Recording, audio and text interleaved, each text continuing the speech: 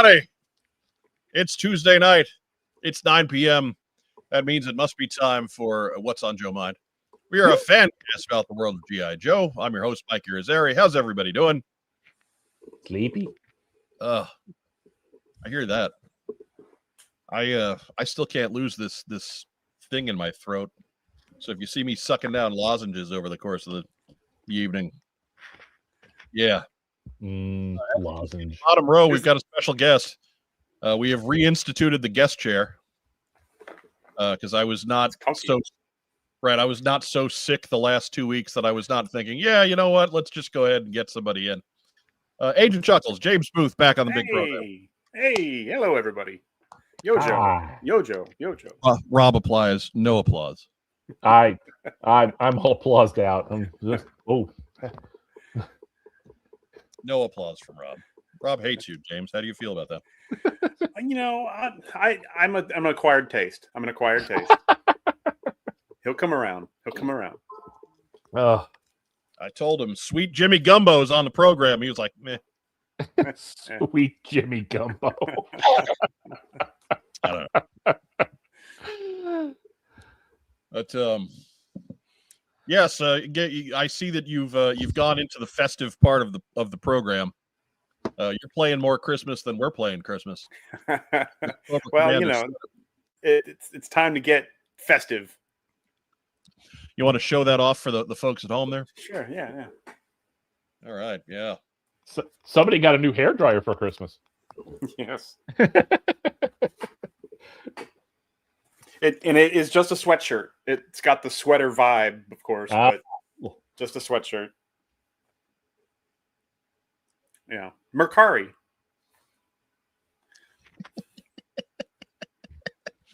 America's fourth favorite auction site. When you don't want to do laundry, sell it on Mercari. All right. Among other places. Yeah. You know, you're actually the person that pointed me towards Mercari. Yeah. And I think to this point, still the only other person I know that uses it. It's a secret. Shh. Right. I mean, I used it for the item that you pointed me towards was, of course, a Beachhead figure. And I signed up for it and I used it. I purchased the hell out of that figure. But I don't think I've gone back and used it since. Like I don't. But anyways. But like a good neighbor, Mercari is there. There you go. Or they'll leave a light on for you. I'd say, or a terrible neighbor. They tend to be there more often. Yeah.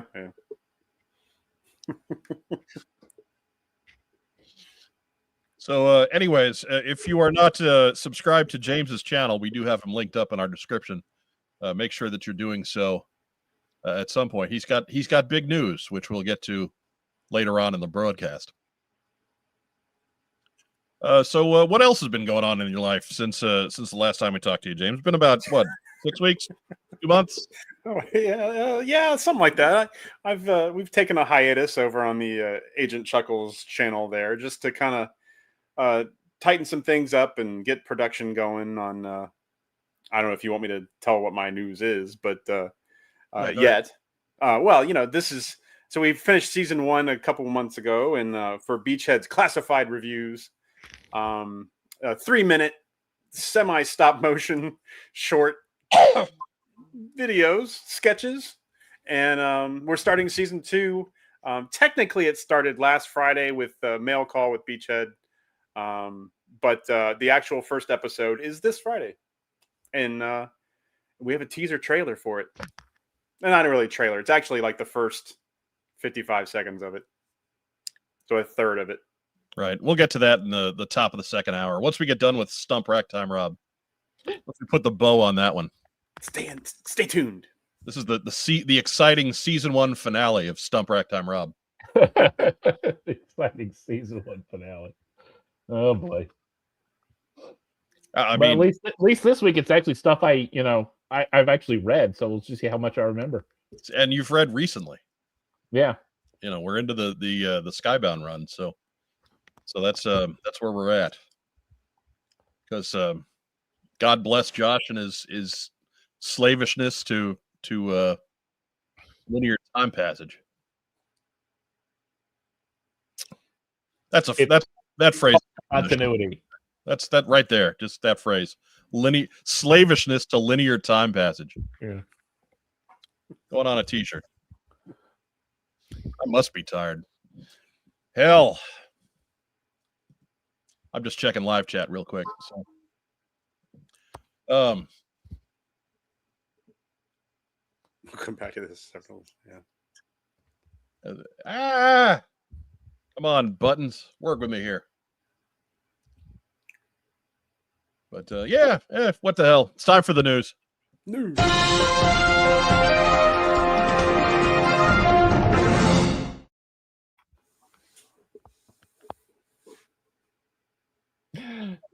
I'm antsy with the buttons today because there's a lot of lag. It's cold outside. Yeah, I hit the news button and there was like 5 seconds of nothing again. So I was like, But no, it all worked out in the end, I hope. Or you're all seeing the news graphic now. Either way. First news item.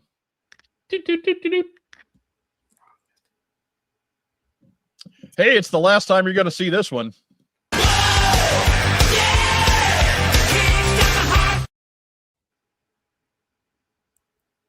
The After Action Report Trivia and Activity Book Kickstarter ends tomorrow. Or no, that's not tomorrow. That's Thursday, December 11th at 10 p.m. Eastern time. So if you haven't gotten your pledge in, make sure you do so soon. Remember, it did fund within its first 12 hours, so you may pledge with confidence. And they wanted us to let you know that they are offering money. Help them do their job. help Josh be a shiftless layabout like Ragtime Rob. He'll give $50 if you get a trivia question into the book, or $70 if you get a word find in there. And don't be one of those buttholes that just uses one of those computer generated ones either. Make everything a backward diagonal. It's all short words, all filler. Everything's in Viking runes. Cyrillic. It's an October Guard puzzle in Cyrillic. But it is right there for you. Again, they funded weeks ago, so it's all over but the gravy. So get yourself pledged, get your friends to pledge. Let's earn some more stretch goals, and hey, maybe let's get you paid by contributing questions to the trivia and activity book. If you like making puzzles, and I know you do, this is the time. James Booth, you like making puzzles. Love puzzles. Big puzzle guy. But do you like making puzzles? No, of course I do. I love making puzzles. Well, I mean, right there. Love it. I think you're exempt from paid sponsor status. I think you could win that $70. Earn that $70. Earn. That's right. Earn it. What was that commercial? What was John Houseman? With some kind of investment. Yeah. But I forget exactly which one. Yeah. Smith Barney. Okay, that's right. Rob, you either gotta tilt your screen forward a little bit, or you gotta sit up straight all the time. Yeah, there you go. There we go. Because we were getting like half of your head. You were popping out like Oscar out of his can. I love trash. Well, you're here, so yes, you do.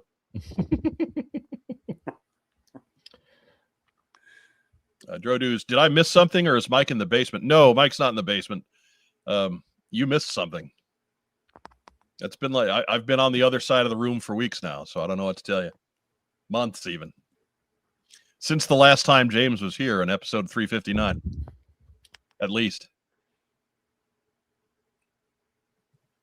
The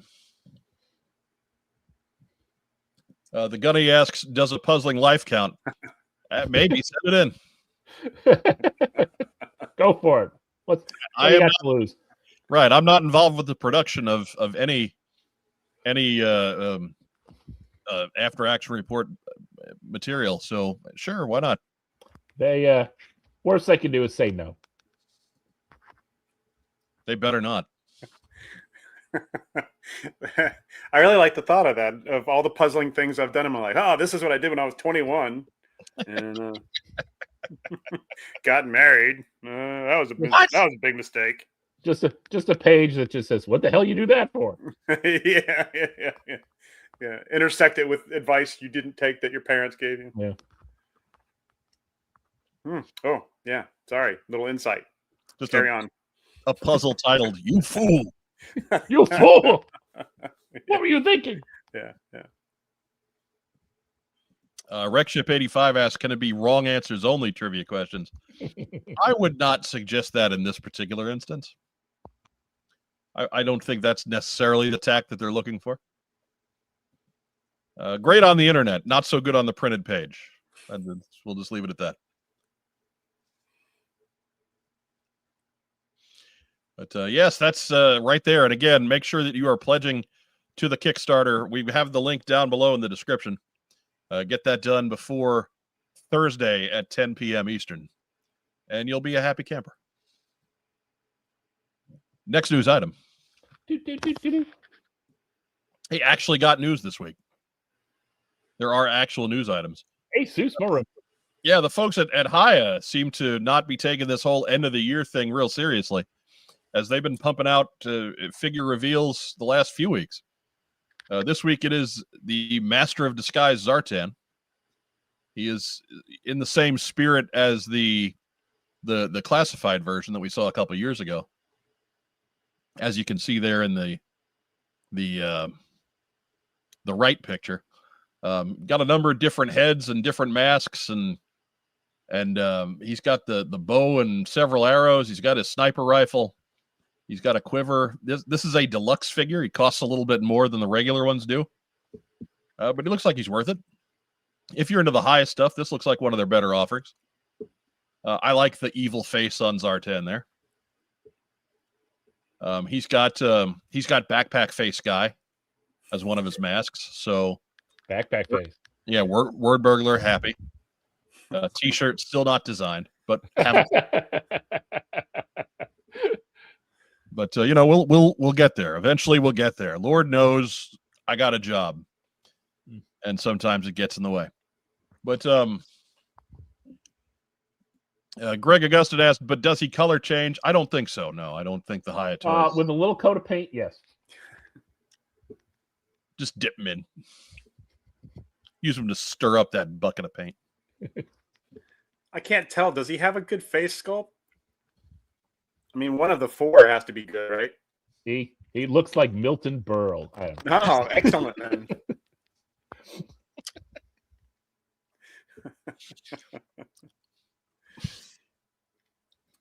Super.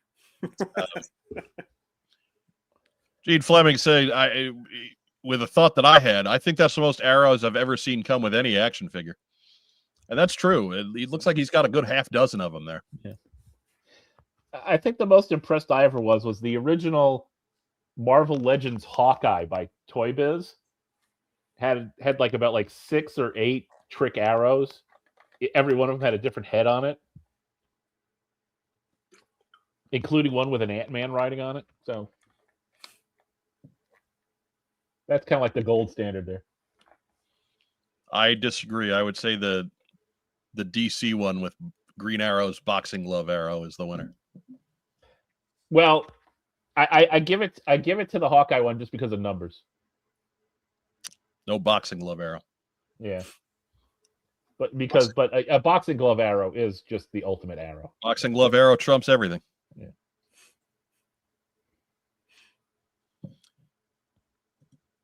Bart Simon, I met Cousin Eddie over the weekend. He was at a local con. He's a lot taller than I would have guessed.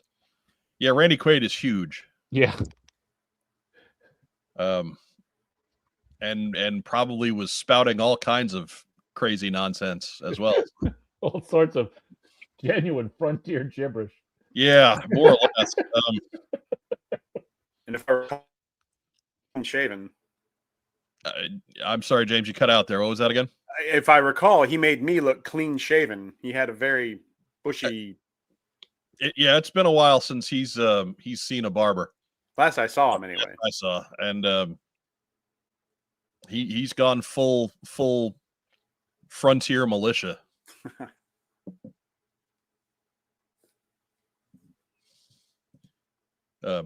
Jake Rose, so much pre-lost goodness. Yes, that's correct. There you go. There we are. It's gigantic, man, but it's all right there. We call it about $40. They listed on the highest site at $32.99. But I'm going to guess that with whatever third party you have to get it from here in the States is going to tack a few bucks on there. So call it 40-ish, and expect that figure to show up next fall. You win on the highest stuff, James? I wanted to be, but I just can't. I can't.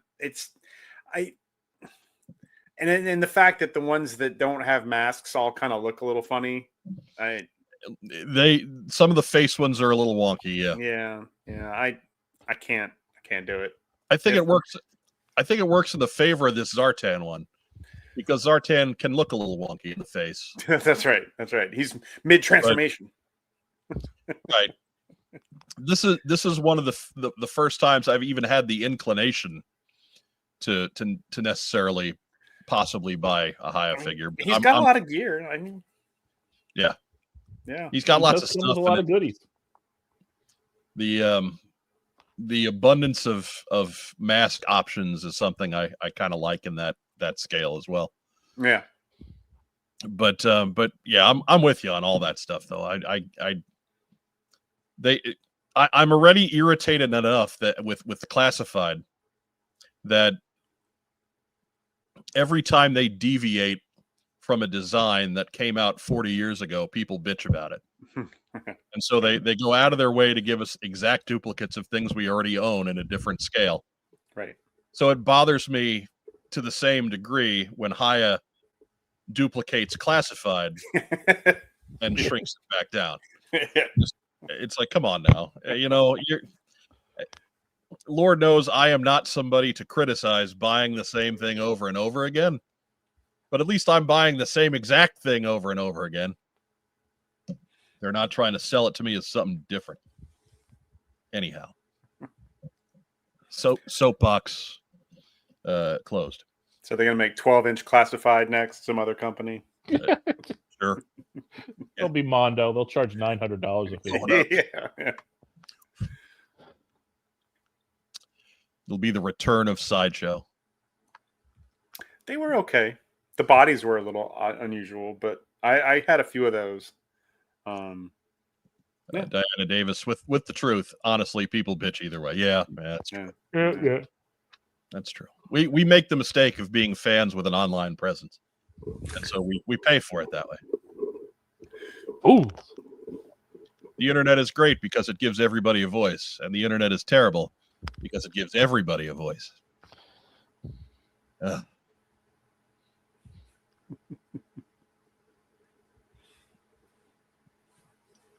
Is that the his Storm Shadow's uncles, the Soft Master and Hard Master? There is a Soft Master face in there. I don't think that's Hard Master face. I think that's just Backpack Guy face. Oh, okay. I keep trying to figure out a way to make that into for the classified scale, make that into actual figures. Use those masks. Random backpack face. Yeah, we got Skull Face. I think that's Duke, and then we got Snake Eyes and Storm Shadow heads. And so there's lots of cool stuff on this one. They put some effort into this, and I appreciate it. Yeah, that's a cool figure. Next news item. Rob, what are you looking at? I was trying to get a closer look at the heads. All right, because the rest of the world just got a close up look at your scalp. Excellent. I mean, it's a luxurious scalp. Let's maybe your best trade, but yeah. So this is the news out of Brazil this week.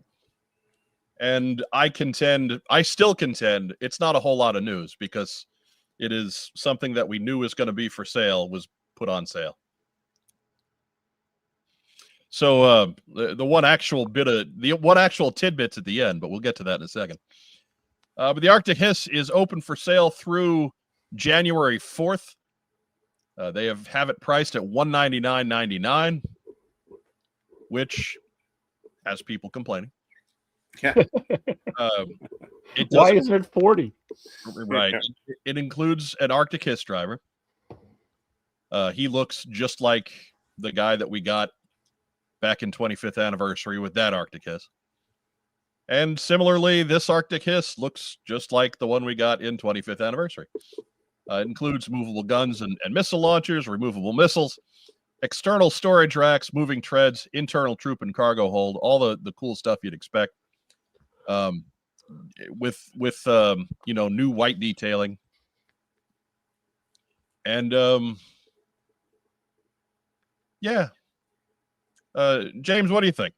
I love it. I'm down for one, only one. I'm not, army building these things, but I'll buy one. I'll buy pretty much any of the. I mean, they'll do it. I'm sure there's a desert theme somewhere coming. I'm in for it though. I love it. You think we'll get desert theme before we get like crimson theme or something obnoxious like that? Oh no! Because remember, we never had a desert themed hiss before, but we did have a crimson theme hiss before, and we know how they love to play the hits. Yeah, well, I wouldn't imagine they're not going to get all their environments out all at once, right? So they'll do this, and then I would expect crimson or whatever. I can't remember what the blue one was called, or do something like that. And, Hiss 3. You don't even have to redo the driver on that one. It's just he's blue and now he's ripping. Done and done. Because again, you're talking about new stuff, James. I don't trust it. I don't trust new. I got big ideas. Yeah, you're dangerous. Dangerous. Dangerous. Throw a rock at him. Stone him. Rock time, Rob. What do you think? I think it looks really nice. If it's anything like the Hiss, it's going to be, a pretty high quality thing. I don't think I'm down for one though. Yeah, same here. I just don't have the space. And mind you, I'm a Hiss tank guy. Everybody in recent weeks, I know I've told the story of my at one time excessive 3 3/4 Hiss tank brigade, which is currently off in offsite storage. But there's a good 15 or 16 of those bad boys. So like I'm the person they're talking to with this, and I just don't have the space. It would be like adopting a second cat. Which, the first, what I saw that I noticed in the pictures is how big the Snowcat is. Because they had the Snowcat next to the Hiss. The Arctic Hiss, and the Snowcat, I don't know if it was maybe a perspective thing, but the Snowcat looked a lot bigger. The Snowcat is beef, man. They gave us the measurements on that. Yeah, but you don't really, get the scale of it until you actually have it compared against something. And for everyone who said the Snowcat's not big enough, it's big enough. Yeah, the Snowcat is both longer and wider than the Hiss. The Hiss is, I think the Hiss is a little taller, but yeah, the Snowcat is beefy. Yeah, beefy. Yeah, for the people that are clamoring for tanks or the Havoc or the hovercraft in the classified scale, sure, whatever, guys, you bet. Night Raven. Yeah, sure. Night Raven. Where's my classified flag? In your dreams, pal. Dave McDonald asks, will we ever be able to know how many Hisses are sold? And maybe.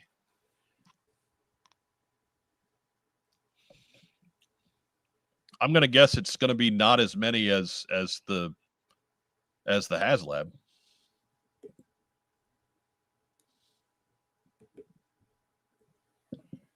Diana Davis calling you out, Rob. There's more to a man than the luxury of his follicles. Actually, she's calling you out.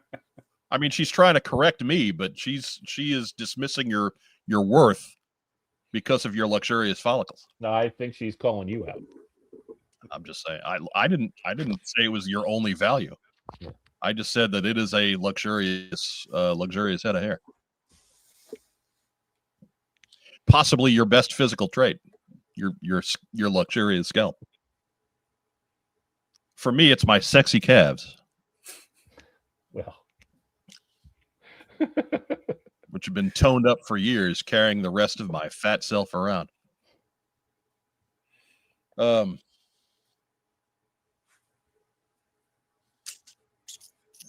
had another question from the live chat. I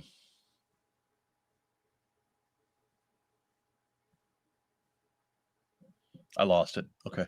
I lost it. Oh, wait. No, there it was. Steve Young with "Don't diss our beefy HasLabs."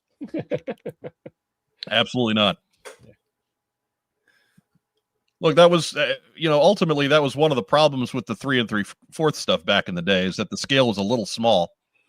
And it's interesting to me that they decided to do away with that when the figures got so much bigger. Yeah. As opposed to just maybe doing those in a bigger set with smaller figures, but whatever. It's all water under the bridge at this point. It feels like they're daring us, all those packages and the package art that I tried to save for as long as I could, but I can't keep all that and then have, actual vehicles on the shelf. Like it's, forget it. And that's why we got a 40-pound book. Yeah. I really do wish they'd come out with a book for the art of classified. I suppose I have to wait till I'm 80 now.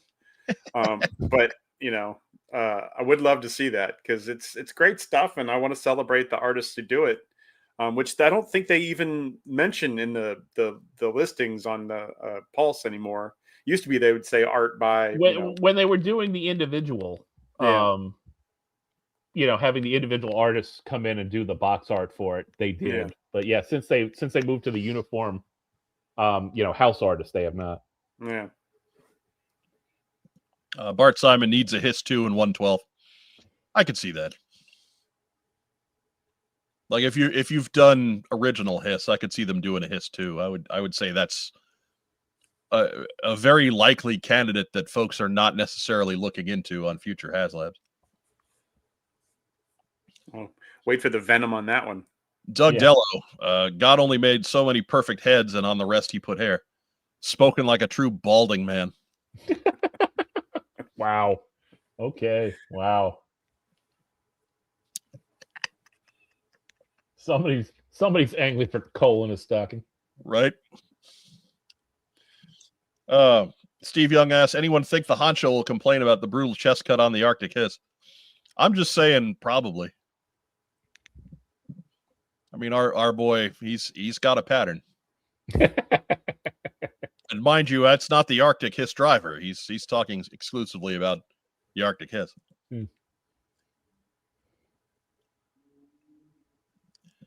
But yeah, excuse me. Yeah, I can't. I can't justify the space commitment that this would take.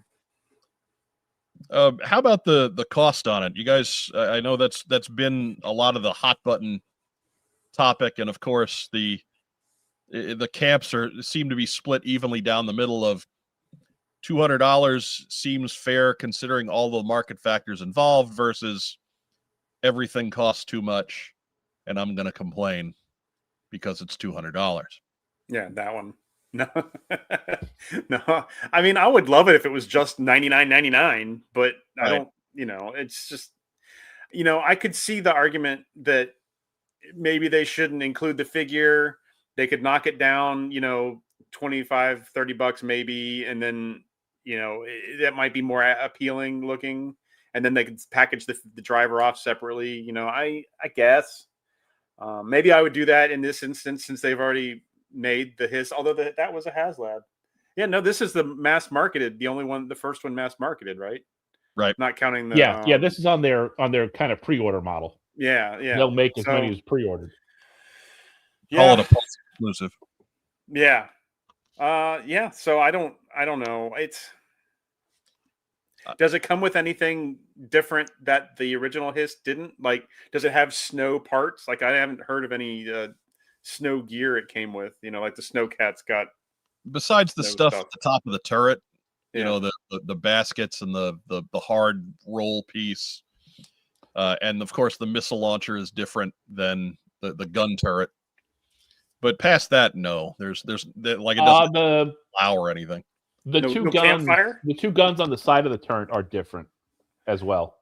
Oh yeah, right. And the chin turret is a little different, but it's not nothing wholesale, right? Right. Nothing past what we would expect from the original Arctic Hiss. No fish on a stick. Yeah, the main body of that tank is the same. It's the the add-ons that they change around. So. Got it. Jake Rose, I'll complain it's retail at $200, but in a year, brag I got it for only $300 on eBay. That's the spirit. That's how the game is played. Well done, well done. That's the words of a man who's on Facebook entirely too much. Right there, that is, but a perfect study.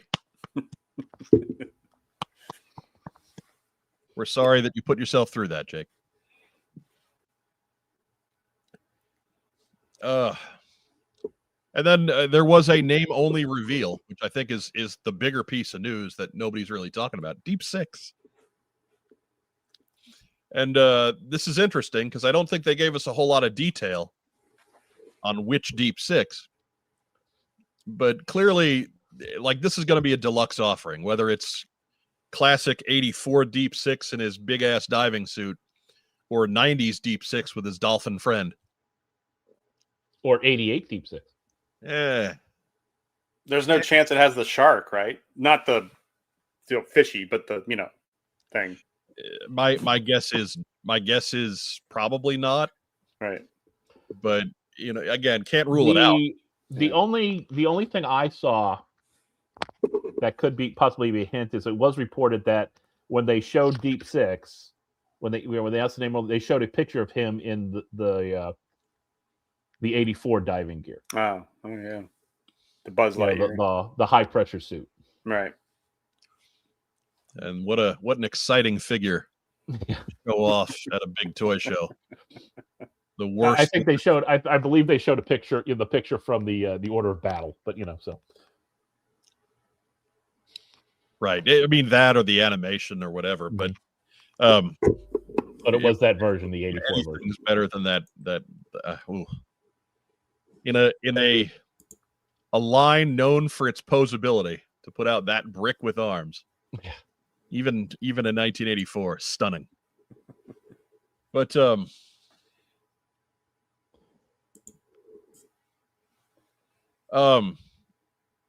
yeah, Dave McDonald, 2 points of articulation in classified. Yeah. Yes. I'm hoping that the larger scale gives them a little bit more. Yes. But James, which of those would you want to see? Which Deep Six? What Deep Six would you want to see? Oh, I'm gonna have to go the classic one. I think that I'd like to see. I would love to see them do. This is what goes back to the point earlier. A newer, a take on the version 1, but like a newer style, like classify it. Bite it up a little bit, make it even not necessarily realistic because people either love that or hate that too. But modernize it. But maybe modernize it, whatever that means. Something different than the 1905 diver suit. There's plenty of time to give us the exact replica of the original figure. But I would love to see something modernized again, whatever that means. How about you, Rob? I think I'd like to see the 84. Because like I said, it gives us a chance to have one that actually does something. Has elbows and hips and knee articulation. Has actual play value past in the 8 inches of water you can put in the bathtub. Or he instantly becomes an aquarium accessory. Right. Michael Gene Fleming, before this year, I was really hoping they would skip version 1 and make the 89 Deep 6. But after seeing the Snake, I'm really excited to what they could do to classify up the 84 version. If they do it as big as the Snake, I think that would be weird. But again, can't rule it out. Maybe it is a big ass diving robot suit. Yeah, some kind of undersea submersible type of thing. That would be interesting. All right, that would certainly be classified up. The suit is the shark. Yes. No. Doug Dello, it would cost $100, but if he could be dressed in his comic apparel with the life preserver and the Gilligan vest, and have his original design suit that you could put him in and out of. Yeah, that would be interesting. That would be cool. That would be. That's the Gilligan outfit. The Gilligan hat. That's what it was, man. It's life preserver and Gilligan hat. Right? And that great issue, what was that, 28 with the Rattler? Yeah. Where Roadblock rips the machine gun off its moorings and said, "I'm your elevation now, bitches." and Deep Six opens up, puts down a Rattler. Yeah, bounces some bullets off of Destro's head. Right. That was awesome. 50 caliber slugs off of his head. It was awesome. That's a shining moment for Gilligan Hat Deep Six. That moment was so cool. That was a figure I wanted them to make afterwards. I was hoping 85 would have a Deep Six that you could get on the card. You know, that would just you know, somebody who would be the gunner and everything. Yeah. Awesome. Yeah, because I'd have been throwing him in the the gun tub of the whale or something. Yeah. Sure, brag about your hovercraft, Rob. That's fine. No problem. Just did. So give us your thoughts on the Arctic Hiss. Give us your thoughts on Deep Six. Put them all in the big comment thing down below. But that's the news out of Brazil. Freshly waxed, as all Brazilian things are. That's also in the description down below. Well, that's troubling. Just saying. But don't Google Deep Six in Brazilian. Don't Google that. Yeah, that's a bad idea. That's that got me on a list. I'll just leave it at that. White Mike Vegeta was a little disappointed they did not sneak in a pre-order for Claymore. Maybe a little. Got to save something for Brazil next year, right? Yeah. True, that would have fit, wouldn't it? That would have been fun. I'll give you that, man. Deluxe set of figures with Claymore, just like in the back in the day. Next news item. Hey, it's comic time. Coming tomorrow. Again, the great question that we've tried to address on our program: who stays loyal to Cobra Commander? Will be answered in Real American Hero 324. Written by the legend Larry Hama. Art by Paul Pelletier and Tony Cordos. Colors by the great Francesco Segala. He's award nominated, you know. That is tomorrow at your local comic shop. Special editing and other duties performed by the folks at Skybound.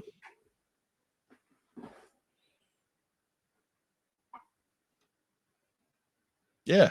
So I'm looking at the picture there, and we are seeing the twins. We're seeing Copperhead. We're seeing Firefly. We're seeing Scrap Iron, Crystal Ball, and then just I think that's Wild Weasel towards the back, and then just some generic dudes. So Cobra Commander kind of farming the B team. What happens when all your officers leave? You promote the guys underneath your officers. That's right. Right? And when your former number 2 has had you imprisoned in his castle.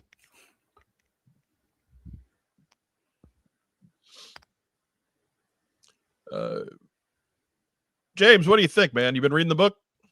No, I've been waiting for Rack Time to. I'm waiting for the next episode of Rack Time. I'm a little behind.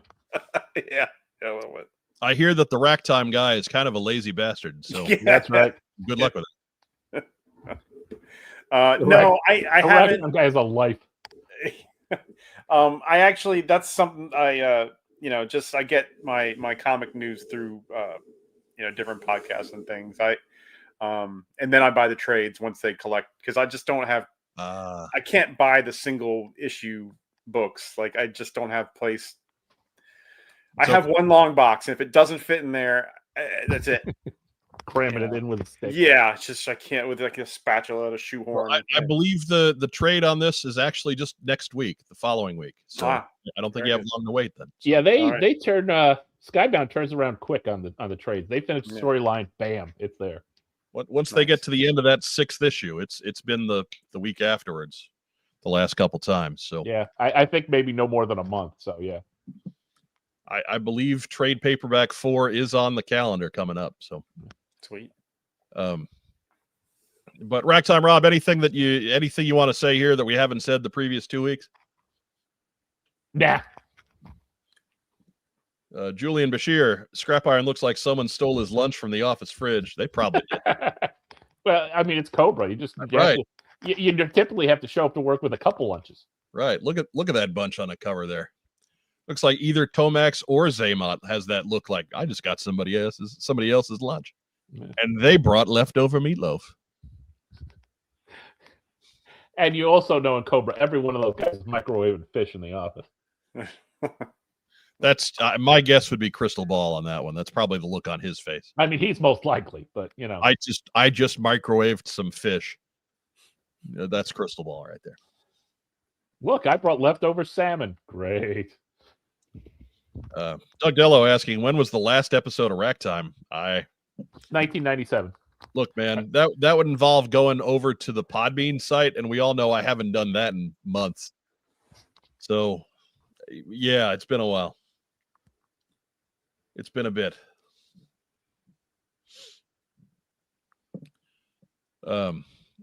Doug also chiming in. Tomax and Zaymot already have a plan in motion to usurp Cobra Commander. Probably. But if the comic book precedent remains in place, they'll probably just run and tell on him to Serpentor.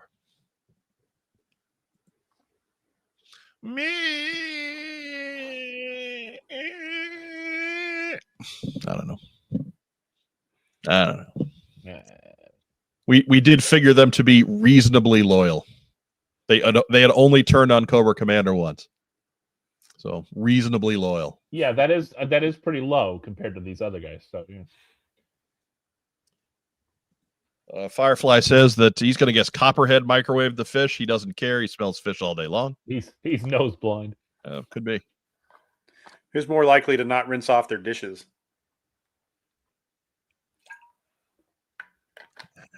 I don't know. I'm just asking.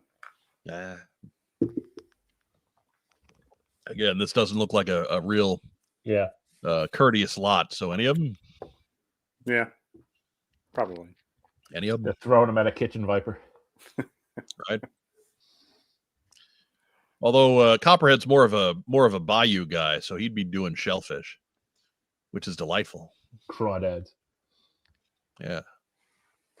Shrimp, crawdads, crabs, the like. Oh yeah, that's good stuff. Gator. He orders the lobster mac and cheese.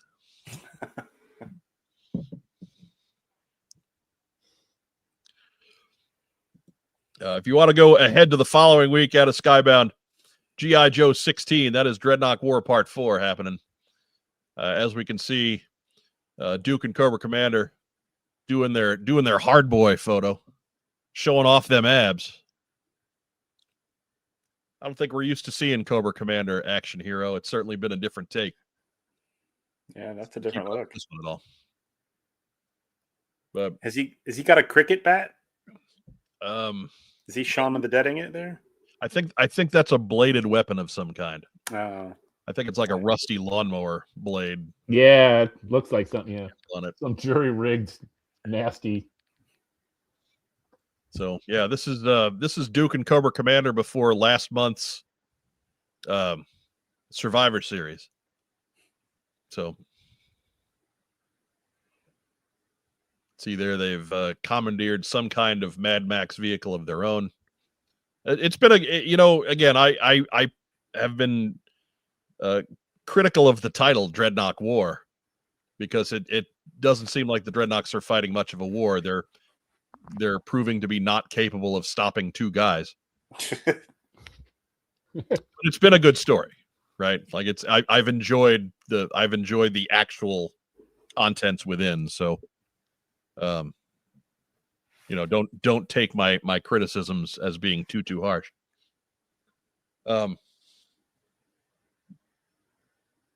Right. Diana notes they're more shirtless on every cover.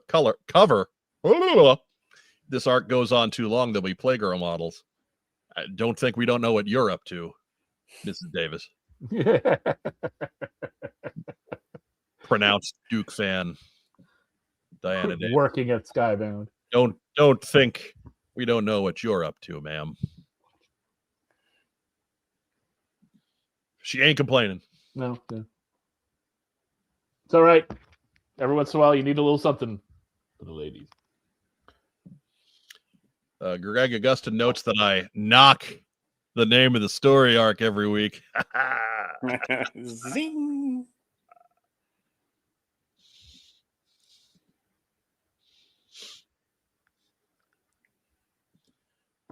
Doug Dello says the Cobra Commander needs to sharpen that thing. I disagree. If he sharpened it, they wouldn't learn anything.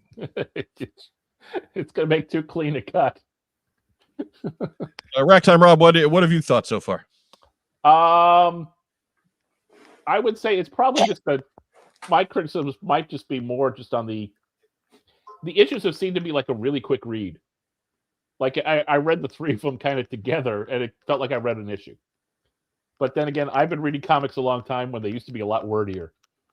So it's true. This has been a very action-intensive few issues. So I mean, but you wouldn't when you've got like a bunch of Mad Max guys chasing you across the desert, you kind of want to go with that, though. So. Right.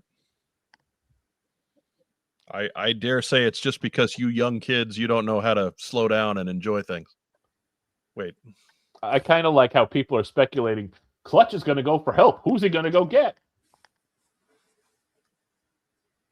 I don't know. Maybe his talking Jeep. Right. Yeah. I mean, I kind of thought Clutch was the help because he had a talking Jeep. Yeah. That turns into a big robot. Right. Right. That not too many people know about yet, but more people do. And that's as close as I'll come to a spoiler. Yeah. But again, it's been a couple months, so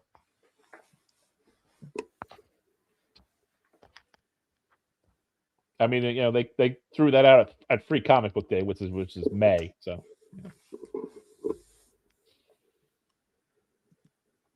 Michael Gene Fleming, when are we going to get these versions of Cobra Commander and Duke and Classified? Soon, probably. Soon. If I would kind of guess, yeah, it's been a while since it's been a Duke or a Cobra Commander. Well, not too long, I guess, because they did the classics. But yeah, they're probably due for another round, and this will be new designs to hit on them. Right.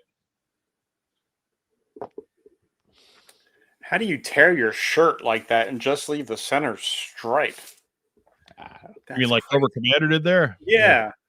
I think he's just kind of working with the tattered remains because you notice he's not wearing his helmet. He's got a hood fashioned around that. Yeah. Okay, I see that now. Yeah, that's It's a hooded Cobra Commander. Yeah, there you go. I like the red whatever wrapped around. Is that a boxing glove or something, or at least a fashioned sort of? It's a stump because his prosthetic hand got smashed up by Ripper. That's right. So yeah, Ripper ripped up his robot hand. So he's all stumpy.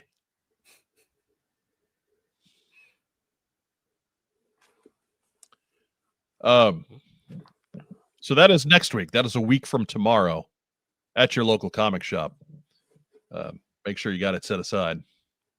Or if you're James, just ignore it for a few weeks and they'll get it in the trade. I live on an island. I don't have a local comic shop. That's true. You don't. What do you do for your comics, man? I occasionally, when I get off the island to the mainland here in Washington, that's when we do the Costco run and we do this and that. We get everything we need. If we want junk food, that's when we have to get it. And then, we have a grocery store that has stuff, but like if you want McDonald's, you have to do it on, either like go up north, 45 minutes or so, or take the ferry to the mainland. Wow. Anyways, yeah. Yes. So comics, I'll order them online. Generally, is what I do though. I don't know, Rob. Maybe I'm wrong on this, but it sounds like somebody longs for the tender caress of McRib. I used to make the McRib. I don't. Nothing says happy holidays like fake pork. It's not fake pork. It's just really low grade pork. Shaped like it has bones in it. Shaped and formed pork. Right. Delicious. Faux pork. Not fake. Just cheap. Just cheap. Very cheap. Inexpensive. Job along in Toy City. Agent Chuckles has a private island lair. Yes, I go with that. Something like that. Yeah, something like that. Something like that. That's I think you need to go with that going forward, frankly. I will. Yeah. I'm going to see if I can petition to get my mailing address as Private Island Lair, Washington. Right. Suffice to say, if I totally lost track of what I was saying. Just fell out of my head. It'll come back to me about 4 this morning. Private Island Lair on your that is I don't know if that's as cool as the previous address of dormant volcano. But yeah. Give it time. That's on the other side. If the logistics were at all possible for there to be a McDonald's on your island, there would be a McDonald's on your island. That's where we are at this point. Yeah. So that is how remote you are, sir. They don't like chains, so we do have, for some reason, a Dairy Queen. As soon as you get off the ferry, there's a Dairy Queen, and then nothing for 40 miles. Well, at least you get ice cream. Miles. Yeah, no, it's true. Made by an angry teenager. Right. As it has been since the 50s. That's right. Well, they're not even making McDonald's money, but this is just a whole different lifestyle here. Like if I say gas station chicken, some people might go, "Oh my gosh, I'd never eat that." Whereas I would say that's the best chicken you can find here, besides what you would make on your own. So yeah, I've lived in rural Missouri when I was in college and stuff, and sometimes those gas station places are the best places. So I'm not passing judgment there. Yeah, and it's one of the better jobs here too. It's not what I do, but like they have 401k, paid vacation to drop chicken, and it's a gas station. It's a different world with those attached convenience stores now, man. Yeah. It's not like it was in the 70s and 80s. Yeah. Nowadays they have to clean the hot dog roller at least twice a day. Back then, what every year at Christmas? Maybe. Yeah, they didn't have sushi. It was it's only fried. Everything fried. Anything you can fry, they have it. Yeah, how is God intended? Sushi. It's fried. You can get little tacos. You can get regular taquitos. You can get onion rings, and they call potato wedges. They call those JoJo's here. Yes, I don't know what that is, but that's what they have that. And then any other kind of chicken. Yeah, we I am aware of JoJo's. Back in my college days in Southeast Missouri, we had a Greek place that would take French fried potatoes, sliced, not in fry form, but like sliced potato, and they would season them up. And it was a Greek place, so they would season them up their own special way, and they called them Mojo's. Ah. And they were amazing. Yeah, they sound great. And to this day, I lament the loss of Dino's. because it means nobody going to school there now knows the thrill of a hot plate of Mojos on a Thursday night.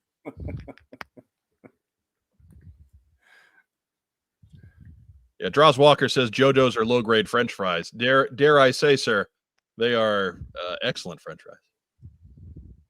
I wouldn't even consider them like French fries. Like, you would eat them the same way, but Bellingham, BM. Sorry, Washington. As James calls it, the big city. Yeah. I'm on Whidbey Island, if that means anything. But where they gladly pay you Tuesday for a hamburger. Yeah. Something like that. Or meth. One or the other. Yeah. Julian Bashir, who's in Wawa country. The Royal Farms gas station chain on the East Coast is a fried chicken destination. They're not alone. They're not alone. So, yeah, Dreadnought War Part 4 happening a week from tomorrow. I like how we stay on topic. Yeah. Boom. 10-minute dissertation on French fries. Yeah. On JoJo's. Yeah. Not French fries, sir. Yes, JoJo's. you are correct. Just and fried potato wedges. The acceptable permutation, Mojos.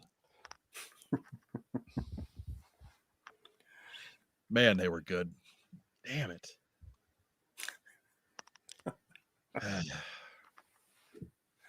It's that nostalgia pain that knows that even if I went to Cape Girardeau, Missouri tomorrow, I could not get a plate of Mojos. That's the part of it that hurts.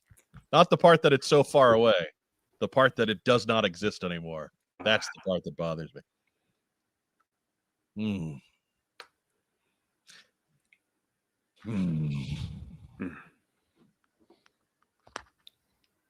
Oh, well. Looking forward on the Skybound calendar. Yeah, there it is on December 17th. Trade paperback volume 4. That's going to have 323, 324 in it for you there, James. Yeah. Got it. I'm on it. Also, Transformers 27 happens tomorrow for those of you keeping up with that Skybound book. I never went back to fill in what was happening on Christmas Eve. Whatever. We'll have it on the show next week. Yeah, it's probably due for like Void Rivals, I think. Yeah, something. I don't know. Merry Christmas. It's another episode of Void Rivals. You'd see what Springer's doing. Happy birthday, Honcho. Void Rivals.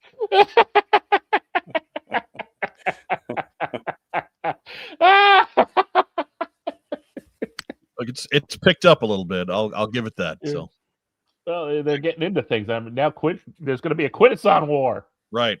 Now there's doings transpiring. Yeah. So Void Rivals is an okay read. We've finally laid enough groundwork that things can just happen now. Next news item. We've got the GI Joe Funmies. I know you guys have all been getting killed with charity requests in recent weeks, so I'll take it easy on you. We'll just do one tile here. We got Jamie Sullivan's medical bills. We got Diana Davis's veterinary bills. We got our friend Cousin Kenny's legal bills. The links to all three are down below in the description. So again, if you've got anything left over after your holiday expenditures, please give a thought to helping those folks out. Descriptions for all three are on the corresponding links. Although Lord knows if you've been on, watching our show with any regularity, we've talked about them quite a bit. But like I said, it's Christmas, and I know you're getting enough of this stuff. I didn't want to kill you with another 20 minutes of it here. But again, links to all three down below. Be sure to check them out once we're done here tonight. Next news item. Hey, it's the swag shop on TeePublic having a sale through the 18th. Nice of them to let me know this time. 35% off on tees. Enjoy deep discounts, everything site-wide. Sweatshirts, mugs, magnets, stickers, throw pillows, wall art. We got gym shorts now. Look at the gym shorts, man. Yeah. Who doesn't need What's on Joe Mind gym shorts? I got 4 pairs myself. That's not true. But it's all right there for you. They are just blowing it out through Christmas, through the week before Christmas at any rate. So if you want to get your loved one all the greatest What's on Joe Mind swag, it's all right there for you on TeePublic, link down below in the description. Steve Young got some shorts. He says they're super nice. Yeah, there you go. That's right. That's how a 2-time first team All-Pro works. He works out in What's on Joe Mind gym shorts. For the Colts. Maybe. Maybe. I mean, football Steve Young, he's got to be 60 now, so that's not too old for the Colts. They just signed Grandpa Phil Rivers, so yeah, it could be happening. He's just hitting his prime, right? He can still scramble around there, slinging it left-handed. I'm pretty sure that if Steve Young heard me saying something like that, it would just instantly make his knees hurt.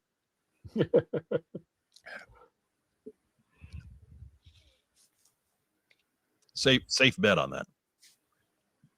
So again, get yourself geared up for next year. If you never know when we're going to turn up on the old campaign trail.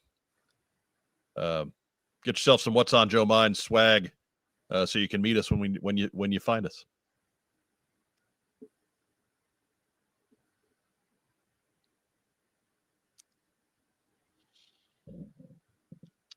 Firefly says, What's on Joe Mind gym shorts give you more athleisure for your pleasure. Well, I while I'll give a point for use of the term athleisure, that slogan needs work. We gotta that's a workshopping kind of thing right there. I'm all over it. Yeah. Because it's not good. Yeah. And that's why I like it. Yeah. I think it fits our 2-bit slime show just perfectly. Yeah, could be. I'm confused by the kudos to you, Firefly. I don't know I don't know what that means. You don't have to. Doug Dello says there are no bad ideas. I disagree, Doug. There are bad ideas. There are several bad ideas. Yeah, we're living in a bad idea right now, but anyway. Right.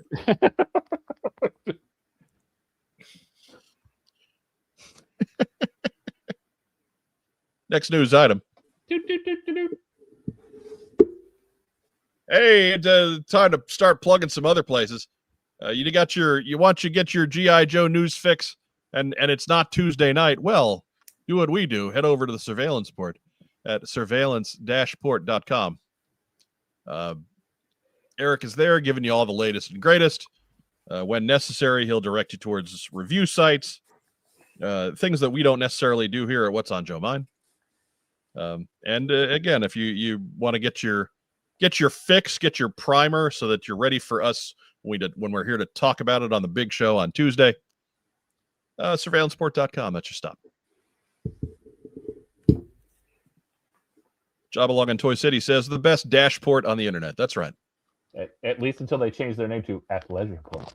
Athleisureport.com. Just a bunch of bats sitting around in athletic shorts. Or double knit polyester leisure suits. With a stripe down the side. So get the athletic look on. LB Troy's Soviet ninjas, Oh. Or his tracksuit mafia. Oh, even better. All right, write that idea down. We need to get that on there. The Festrunk brothers. Gene Fleming says, never mind about the shorts question. Mike, you need to get TeePublic to offer shorts in larger sizes. 2X ain't going to cut it. Look, man, I sell what they offer me to sell. So write to them. Don't tell me. I got no control. Tell them. We got nothing. It's like when people ask me why haven't you been invited to this con? Why haven't you been invited to that con? I can't invite myself to cons. That's not how that works. You need to ask the promoters, hey, there's this show that I like. Why don't you try and get them out? They claim that they'll travel anywhere, and we'll certainly test that. But yeah, write to them, ask them to get us to appear at the show. Because otherwise, we're kind of limited to within a couple hours of Indianapolis, and the occasional trip to Iowa, perhaps. Maybe a once every 2 or 3 years trip to Georgia, and that's about all. It's about all. That's all we got. It's what we budget, unless other people want to start kicking in costs. Talk to the promoters. Don't ask me. I have thoughts on why we don't get asked to do a lot of shows. It's because we're tiny. We're small. We're weak. Firefly's got another good bad idea. Is it any worse than Julian Bashir's put the What's on Joe Mind explosion on the back of the shorts? Well, it's classier. Firefly says, I don't even smoke, but I need a What's on Joe Mind smoking jacket. You know, the kind with the fancy elbow pads. Maybe. Yeah. Stitch Young, I invite myself to cons all the time. Of course, then police often ask me to leave with stun guns. We tried that. It hurt. Yeah. Yeah, that was the end of Joe Fest 24.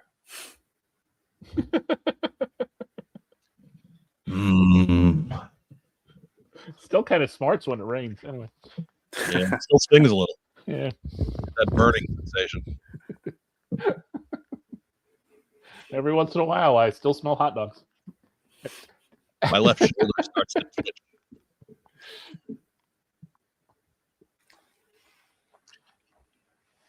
James, you got any planned stops on the Agent Chuckles promotional tour next year?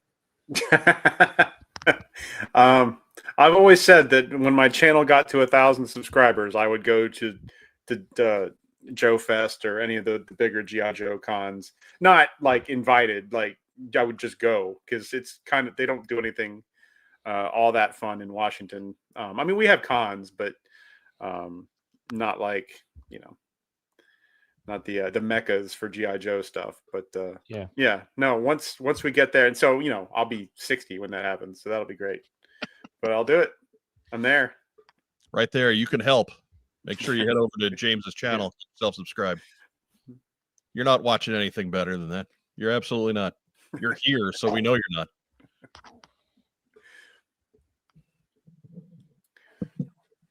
War Chest Full of Toys is out. Thank you, sir. We appreciate having you here. Be sure to come back and watch the rest. What time is it anyway? 10:16. Good Lord. Good Lord, look at us. Next news item. Kitty. Hey, G.I. Joe 3D Printing Podcast is happy to bring you Chunky Tank Kid and his Mallard Tank. They also brought you episode 60 last Sunday. Make sure you head over to their channel, check that out. As Mike and Mark and Artwan get creative with the live chatters on their program. So it's kind of like this show, only with a lot more 3D printing.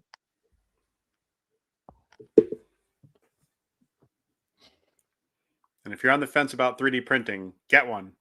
You won't regret it. Are you hooked up with the G.I. Joe 3D Printing Podcast, James? Not as I should. But no, it's just remarkable. Like, you can print ridiculous things like a Viking head that I can put my headphones on. I don't know. Why'd I do it? Who knows? But I had gray, and so I printed it up. And have I printed anything useful? Oh my God. Yeah, you want to see him again? That's Ragnar. Travis Fimmel from the Vikings. Yeah. I just thought maybe you saw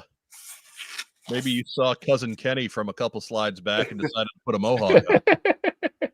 Yeah, I'll just let him do the rest of the show. There you go. There you go. Is that 1-to-1 scale or is that smaller than an actual head? Well, it depends what you think my head. If my head is 1-to-1 scale, but no, it's not quite. Not one of my heads anyway.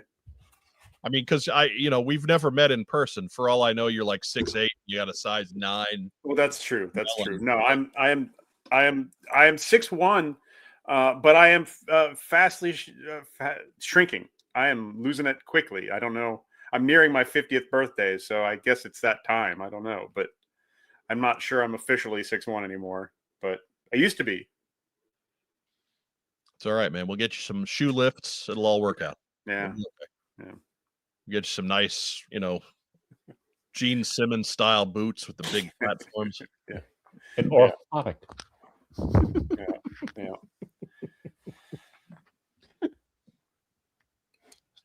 Yeah. What would the closest big show be for you? Would that be like down in Los Angeles? Puyallup is how I pronounce that anyway. I'm not a native Washingtonian. I've only been here 6 years, but 7 years maybe. But Puyallup has they have the state fair place there, and they have a horror con, which I keep meaning to go to. I'm not a huge horror guy, but I have this Elvira banner from when she had a Halloween brew, her beer. I'm holding my arms out like you can even see that. But it's a long banner, and I have it, and I just want to get it signed every year. I never get to, but they have a horror con. They have they do cons throughout the year. I can't get to. I did meet Larry Hama at one 3 years ago, I think, and that was very exciting. I was a complete. I'm just like a shaken fool, and then my son's telling me D&D facts. I'm like, don't you see what's going on here? And it's just, he doesn't care. Larry's a sweetheart of a guy, though. Yeah, he was extremely nice. Extremely nice. I mean, you just gotta, you gotta, the best Larry Hama story time is one of the best times at any show. Like I said, last time I saw him was at last year's Assembly Required. Unfortunately, travel problems out of this year's show. But I walked. I don't think he knows who I am by name, but he knows me from the number of shows we've been at together. And he knows I got one of those dumb podcasts somewhere along the line. So, so he'll chat with me, and shook hands, and say blah blah blah, explained the normal pleasantries, and he just started going off on this story about how him and the Marvel bullpen were shooting Uzis in somebody's backyard back in the 70s, and I'm just enraptured by it. Just okay, all right. It's like, is this why Snake Eyes got the Uzi? Because it was just that sign of respect that if a man could control this beastly weapon, that he was truly a badass. It's like, probably. There's your insight into Joe lore for the day. The Uzi, a beastly weapon that only a man's man can control. There you go. Job along in Toy City. For you, James, a seminal moment in your life went over your son's head. The circle of life. That's pretty much it exactly. It's pretty much it exactly. That could be our comment of the day right there. I don't normally give my heroes gifts, but I have this. I also have a laser engraver, and so I found the flyer for the band that they played at CBGB's when Larry Hama sang, and the other comic legends were on the band, and I lasered that into a piece of wood. So I get there and I'm shaking, nervous wreck, and I think I probably threw it at him. And the take a picture. Thank you very much for everything you've done, sir. And then I sat down and took a picture, and my son took the picture of us, and then I could feel it all draining from my body afterwards. What do you want to do next? I'm done here, and he doesn't give a crap. He was like, he wanted to go to the Dairy Queen, get some angry ice cream. Pretty much, he'll do anything for Dairy Queen, pretty much, and the Blizzards. We live within walking distance of a Dairy Queen, and I still never go there. I feel dumb because right now it's cold.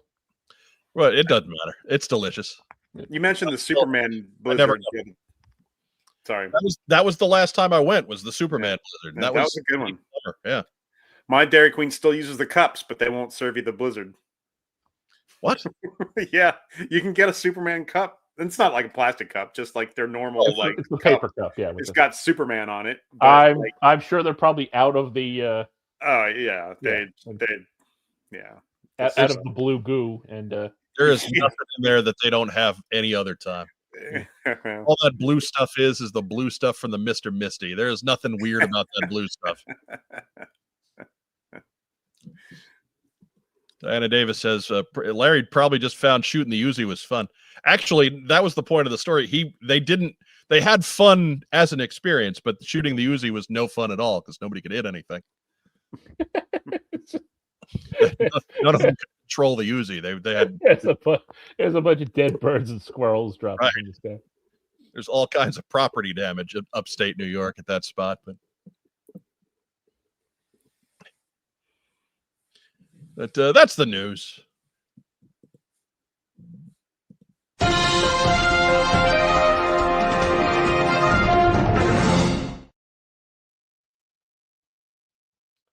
Smoke the lag. The lag is real, folks. Oh, yeah.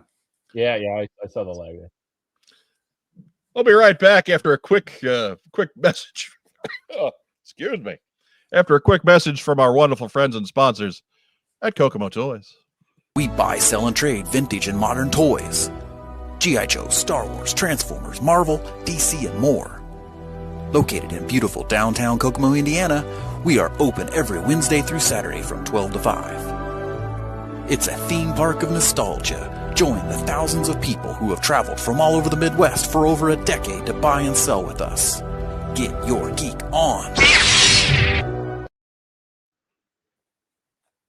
Down these cough drops like you wouldn't believe.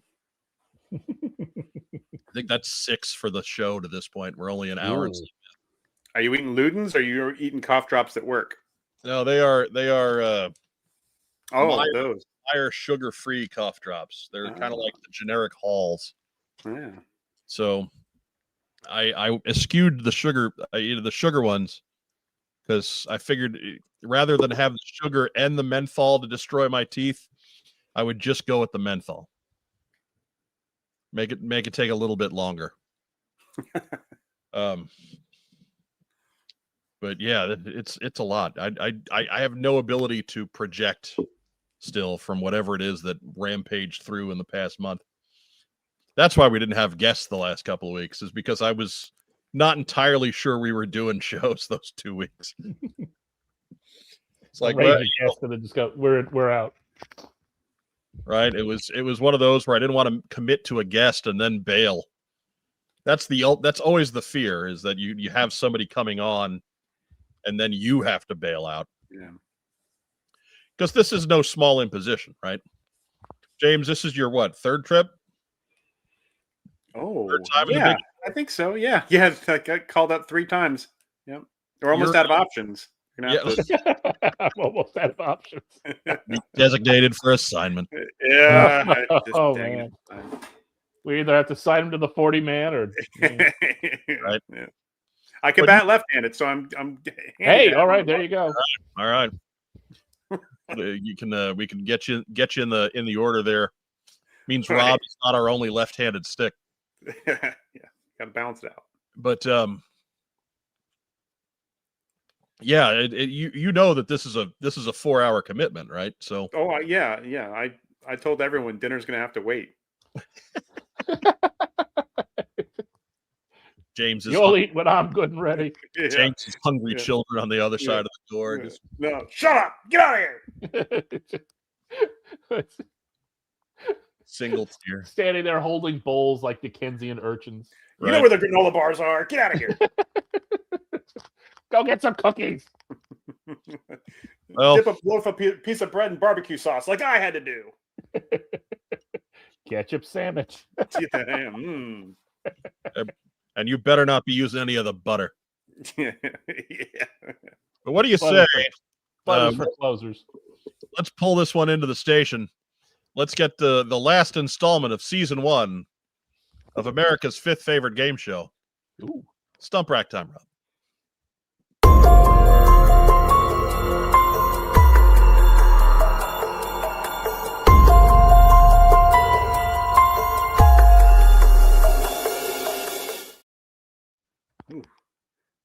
love the anxiety it causes. Yeah.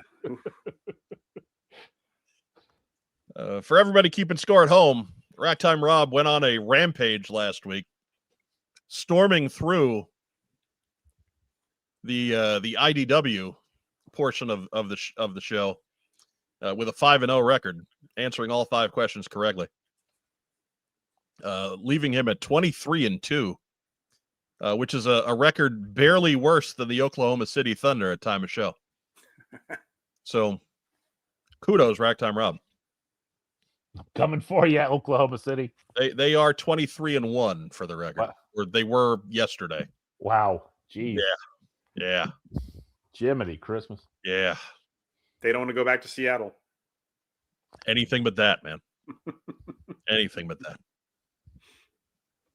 It rains all the time. It's depressing. It's not as depressing as being in Indiana, though, because Indiana. But we've entered our gray phase. Yeah. Oh, the sun was out today. Felt much better. I don't know. My depression about Indiana has very little to do with the weather. Yeah. But anyways, 23-2 through 5 rounds, Racktime Rob. So kudos to you. What do you say? We can pull up the slides here. There we are. There we are. Remember the after action report Kickstarter that ends Thursday, December 11th. When Josh sent all this stuff over, he didn't quite have it all done. And we'll see a glaring example of that later in the question. But this newest after action report is unlike any previous comic or character guide. The G.I. Joe Comics, A Real American Hero Trivia and Activity Book is a fun resource for the stories created by Larry Hama, Josh Blaylock, and many others over the last 40 years from 4 different comic publishers. This book has over 1,000 trivia questions and answers from Real American Hero, starting with number 1 from Marvel in 1982, ending going up through Skybound's issue 323 at the end of 2025. All miniseries are included, as well as the disavowed Devil's Due issues. Also included are fun G.I. Joe word find puzzles and articles about the comics and Larry Hama's histories. If you want to learn about how stories are created in comics, then this book is for you. It's packed full of questions even Google can't answer. Author Josh Eggebein has poured his lifetime of G.I. Joe comic knowledge into creating this book, and editor Gary Viola is along to help to get it all right. Kickstarter runs until December 11, and it is fully funded, so back with confidence.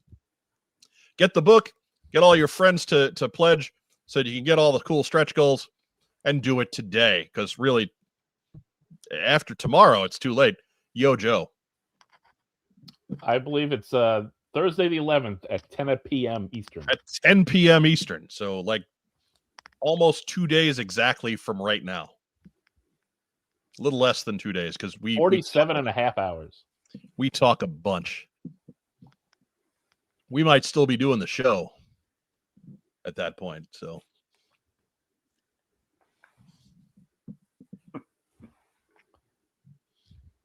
Jake Rose notes that the gray does get a little old here, the 91st day of February.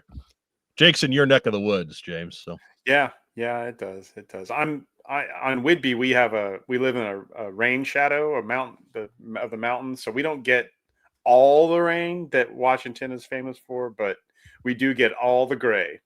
Ah, there you go. Because that's the most fun. And it's just wet. It's not raining. It's just wet. That sounds like our last week. Yeah. Jobalong in Toy City wants a total update on Rob's total winnings so far. I have exactly as much as I started with. Yeah, I do have to give you some of the money that Josh paid us for this. So, don't let me forget to do that. Lord knows, with everything else going on since the beginning of November, it kind of got away from me until I was thinking about it earlier. It's like, I never paid Rob for this. I've taken his one minor claim to internet fame and exploited it for cash and prizes, and I have shared none of those cash and prizes. So I do need to float Rob some money for his. I need an NIL. To paid sponsorships. Let's just put it that way. We're always willing to talk about paid sponsorships. If you've got a project you want us just to shill shamelessly, as Josh did with After Action Report Trivia and Activity. But hey, what's on Joe Mind at gmail.com if you want to talk about him. What do you say we get to it? James, now you are here. You get to ride backup for Rack Time, Rob. Okay. All right. If he needs a tag in, you are able to help out. All right. Already ready. This is a luxury he has not had for a couple of weeks. So I think just probably having you in the chair is probably a great relief. Well, I hope so. I mean, you got to be better than Justin Bell.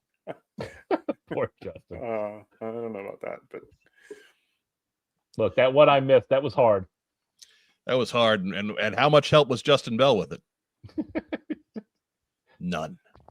Sad thing is, I was flipping a coin in my head going, is it intruder alert or is it, Question number 1. From Real American Hero 301, who dies?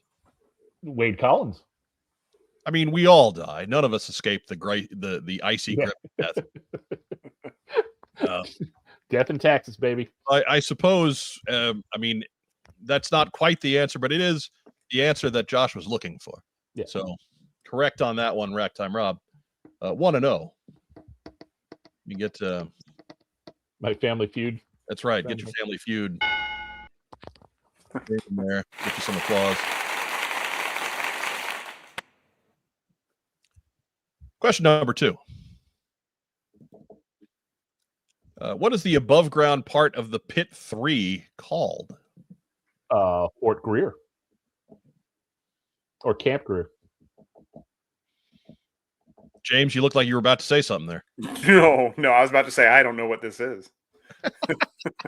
Gonna give the Justin Bell answer, I see. It's Camp Greer. Yep.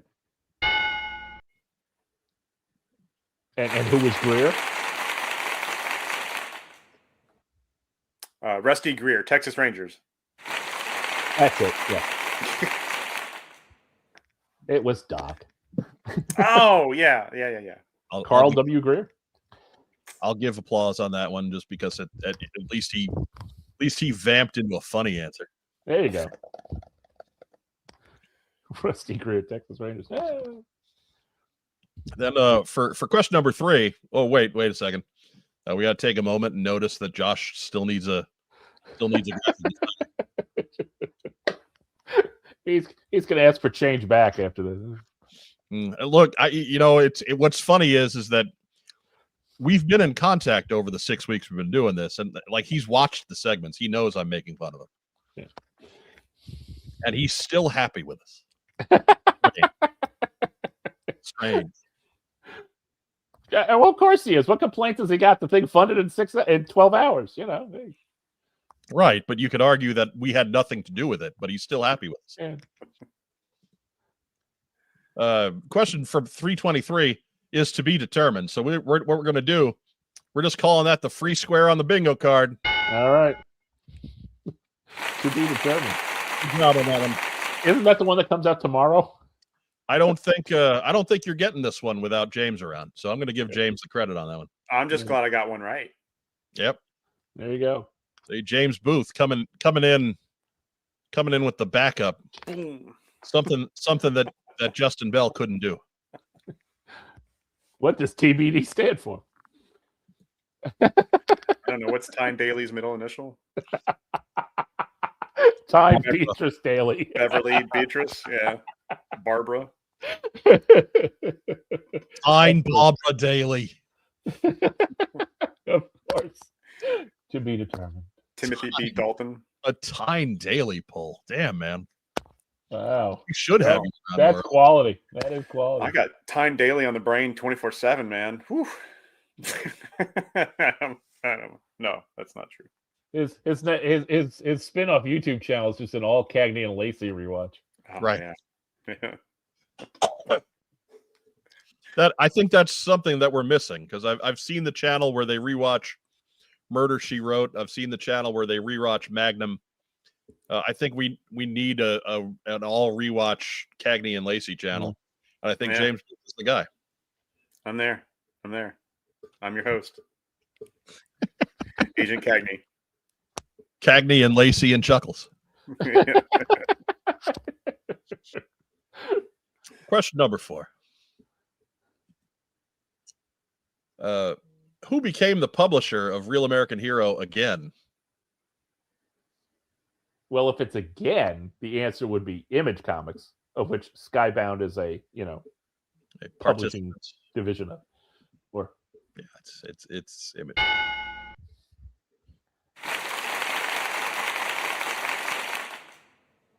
Josh kind of mailing that one to you on with the again. Yeah. Kind of giving that one to you. Yeah, the publisher questions are always okay. Is it this obvious? Yes, it is. And question number 5. Wait, no. We got this one. You wanted to know about G.I. Joe comics and more. AfterActionReport.net. Funding stops at December 11th at 10 p.m. Go check it out. Question number 5. What superstar comic creator is in charge of the G.I. Joe comic license?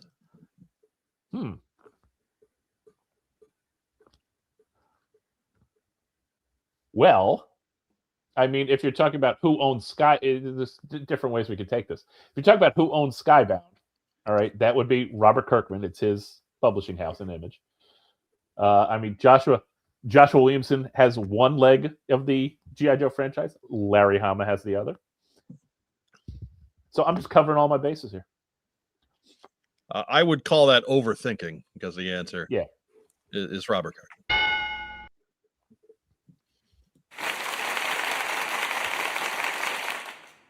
Your final applause, even though the crowd is somewhat nonplussed.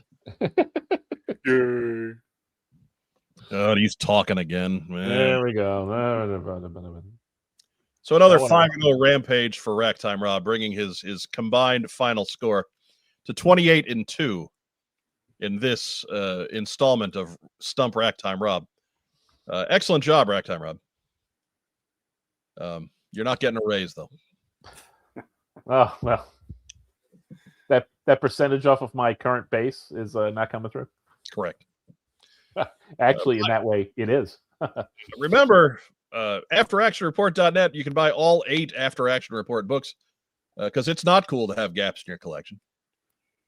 You can get the most recent book going at Kickstarter until December 11th. That is Thursday. That is 2 days from today at 10 p.m. Eastern Time.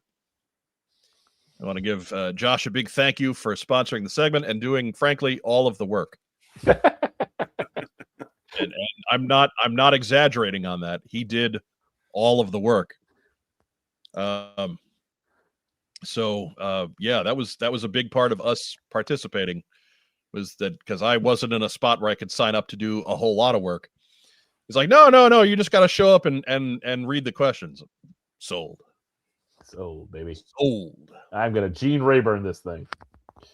Get my super long stick microphone, and yeah. So,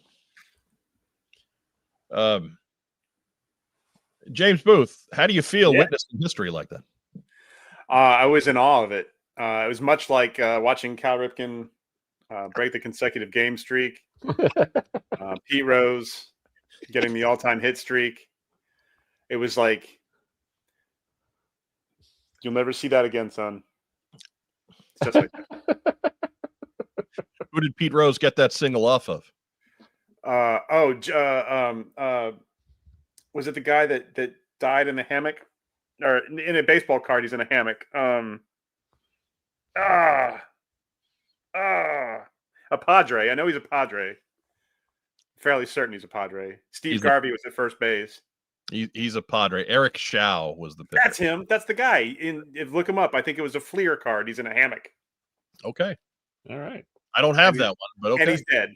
Sorry. He is dead. I'm not excited about it. He is. I remember him. The dead Padre pitcher. I don't believe that the hammock in any way caused his death. I don't think so, but you spin around in those things if you lay in it. If the I shift don't weight trust on. Yeah, I don't trust him. No, they're a shifty support system. Yeah, us big folk, we don't trust shifty. If you spin around in them, it just creates like more duplicates of you. That's just on The Simpsons. Oh, which is for the best. Because there would be I wouldn't want duplicates of me going around killing Flanders. There'd be at least 2 duplicates of me, and Lord knows we don't need that. So, James, what we have now, this is your part of the show. Why don't you talk to us for the folks at home that maybe didn't catch you 3 months ago on issue episode 359. Why don't you talk about what you're doing with these Beachhead classified reviews? Well, so on my YouTube channel, I'm also on TikTok. I put them on Facebook and Instagram. I try to keep them about 3 minutes. They're little semi-stop motion sketches. I write them all myself. We've done 1 season of 9 episodes. I don't know if I said they're 3 minutes long-ish. And basically, there's 2 styles of episodes. There's one where Beachhead is welcoming in a new character. And let me put a pause on there. So what I mean by that is, so Beachhead in the original main line came out in '86, right? So anybody before that is already in the team, so they won't be in the sort of review that Beachhead does. But anyone from '86 on that they make in classified is eligible to be in the review. So we've done Tunnel Rat, we've done Jinx. I'm looking at my shelf now. Starduster.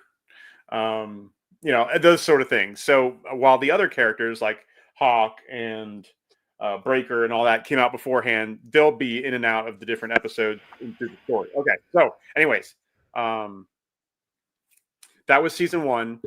It was mostly just reviews. And then season 2, we are starting this Friday. And this will be not a review episode. This is a story episode because there's not any new characters as far as from that we're introducing exactly. Well, yeah, that's right. No, there's a review. Sorry. But I've given us a 55-second trailer teaser that is not related to. I don't know if you guys have watched this yet. I think it's hysterical, and I hope that you like it too. Maybe it's a sign of my sense of humor that maybe you'll come check it out. I love picking on Starduster.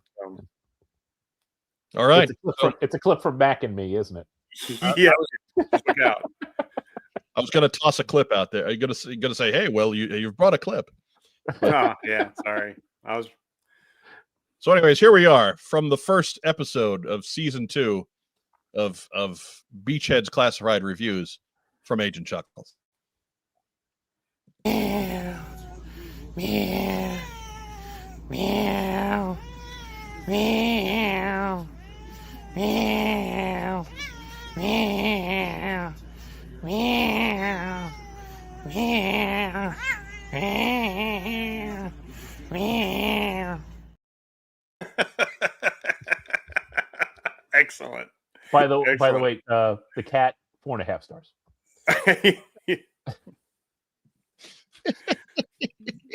So yeah, Starduster was in there, and you can see his foot. Here's the real one. I'm done being a jerk now. Well, I mean, probably not, but I'm done being a jerk about this. I'm checking the live chat real quick just to see if all the Agent Sacco fans are happy.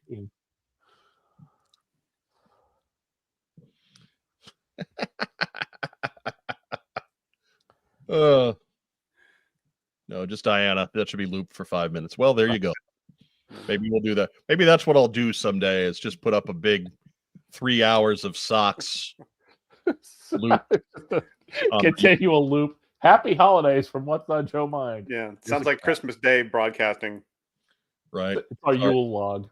Yeah. Our Yule log will just be a 20-second cat video.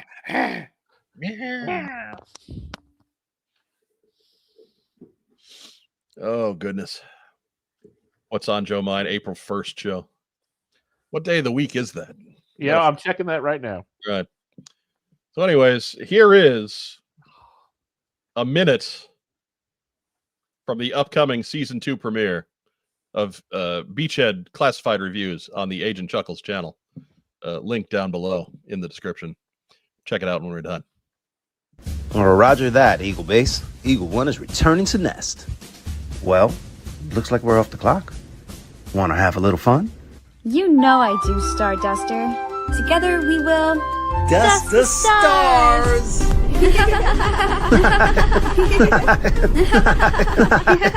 Oh, Twy, you make me feel like I'm flying even when I'm not.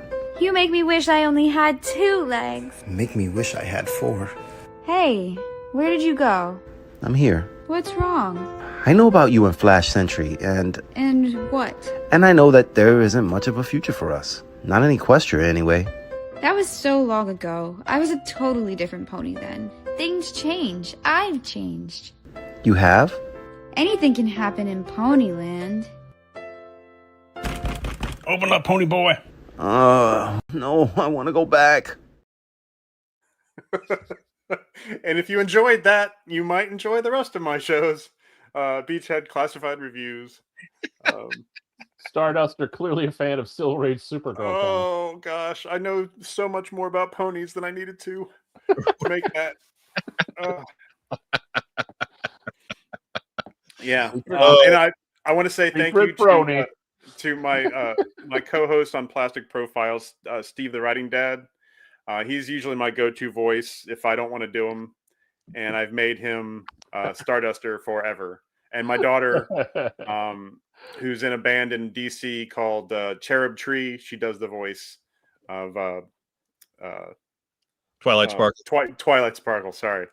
Yeah. So there you go. Oh, you know, you sent that over, and I didn't get it into the room. I didn't get a chance to preview it until 40 minutes or so before the show started. And when I put a video in, when I post a video in, it just takes a random thumbnail so I can refer to it in my menu.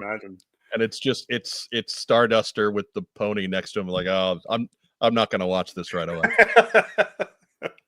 I'm going to let this one. I'm going to let this one sit. Let this one marinate. Yeah, every line in that makes me laugh, and I do a lot of this on my phone, and I'm just sitting there laughing hysterically, and because I think it's funny. You all may not, but my wife looks over at me just giggling. It is Hallmark movie quality. You make me wish I had 4 legs. Oh my god, I die every time. I was a totally different pony. That's another one. I'm not the guy to laugh at his own jokes, but I can't help but laugh at that. I'm sorry. Yeah. Oh, and there's they have been trying to make the Hasbro universe work. Right. Ponies come back soon. So this is episode 1. We're going to do a Christmas special next, and then episode 2. That's for December's viewing. I'm trying to do every Friday. I'm trying to be consistent. So this Friday is episode 1. Next Friday is the Christmas episode, and then the last Friday of the month is episode 2. Right. Job along in Toy City with perhaps the best comedy advice. You have to laugh at your own jokes. Yeah. Everyone else laughing is great. Right. If you don't think it's funny, nobody else is going to think it's funny. Exactly. I appreciate it because I think it's hysterical. I can't. I know that was pretty great. Like, I actually bought ponies. I have 2 My Little Ponies I actually purchased, and then all the little ones, and I'm setting up his room to look like he's a My Little Pony fan. Right. A brony, I think. Brony. Yeah. Brony, yes. Yeah. And definitely. For anybody curious, that's Beachhead knocking on his door. Then hilarity ensues. I'm just thinking of that scene in Spaceballs. No, sir, I didn't see you playing with your action figures. Yeah, it's not, something like that. Something like that. Doug Dello asks, has Hasbro contacted you yet about your Hasbro universe? Yeah. They've been trying to make that work forever. Okay, I'll give you guys a spoiler, so you might want to check it out. It's not a spoiler, but a tease. My Christmas episode has 2 ponies, a polar bear, Santa Claus, and a squad of GI Joes. There you go. Hopefully, one of them is Shipwreck with a racing form. But anyway, So, how it works out, I don't know. Well, I do, but you don't know. Well, right. I hope it's not a surprise to you. Otherwise, I have no idea. We'll otherwise see what it looks watching like. some strange performance art. James sitting on a live stream. Yeah. My little puppet show. Right? Hey, everybody, I'm Mainframe. Yeah, sorry. Oh God. But yeah, so the universe is all predicated based on who comes out when, at least for the Joes. So if they're after 86 and beyond, they're likely to be in a review type episode where they stand at parade rest and they Beachhead reviews their uniform, makes them put on the gear, and then usually Beachhead said something smart aleck to them, and yeah. So, and then the end of season 2, we actually get into more story than that. So, and that's when more Cobra stuff will happen because they're starting to make more Cobra stuff, Cobra Law sort of thing. So, and as far as what universe I pull from, I kind of pull from everything. There's some comics. The joke work. Yeah, there's some comic stuff. There's from some cartoon stuff. For voices, I tend to try to go for cartoons because that's the voice that, everybody knows what Cobra Commander sounds like. Destro. Of course, my Cobra Commander doesn't sound anything like that, but it's all I could do. My Cobra Commander doesn't sound like Chris Latta. So it's, I said, Steve, you're doing this one too. And so Cobra Commander sounds like a 42-year-old New Yorker, but that's just how it goes. This is how it goes. I'm sure he sounds that way to somebody else in their head. Yeah. And so that episode is going to be live on Friday, correct? Friday. It's going to be. I haven't decided. I haven't decided what is best for these things. I haven't found my niche yet, whether early morning or evening. But it's probably going to be early morning, so it'll be out the rest of the day. YouTube always yells at me to release videos between 6 and 8 in the morning. It's 6 and 8 in the evening. So I don't know what it yells at you to do, but whatever. No, YouTube doesn't tell me anything. Regardless of if I listen to them or not, they don't promote my videos anymore. So. Yeah. I've actually gone to watching these like tip videos, like, you're doing it wrong if you do these things, So right. I've watched a couple of them, and I range from doing everything wrong to doing everything right. Yeah. And it's just, so it's like, whatever. I give up. I don't listen anymore. I just can't. Yeah. Just do your own thing. I just can't. So anyways, again, James's channel is linked up in our description down below. Make sure you're clicking on that. Make sure you're subscribing. And if you hit the little bell icon, it'll tell you exactly when he drops that video on Friday. So whether he decides to do it in the morning or decides to do it in the evening, you'll know exactly when it happens. Yeah. If you do those cool things for him. While you're doing that stuff for him, make sure you're doing it for us too. Make sure you're clicking the like. Make sure you're clicking the subscribe. Make sure you're doing all that cool YouTube stuff. Because I mean, you're helping us the most by sticking around and watching. But those are the next best things you can do. We'll roll right into shout outs, man. James, who you want to shout out to? I want to shout out my wife. She's amazing. She's awesome. She's my biggest fan, and I am her biggest fan. I also want to shout out anyone who's done a voice for me: Steven the Writing Dad, my daughter Brenna, everybody else who's done. Rexship 85 has done a voice for me.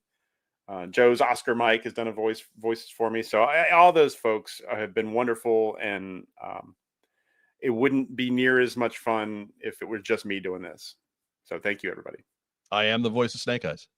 That's right. You were Snake Eyes, and pretty early on in the creative process. Yeah. Add that touch of continuity from the Sunbow universe. That's right. That's right. That's what I was going for. I funny story in that Joe Slepsky has a project for the holidays coming up that he does. He does a kind of a theme episode every year where it's like an episode of the show. And it was G.I. Columbo one year. It was Frost Destro another year. He did the Cold Slither behind the music episode, really all that stuff. And I won't give a spoiler as to what this year's episode is going to be. But I have him billing me as the voice of Snake Eyes as well. Nice. I have a voice where I actually use my voice in that show. But I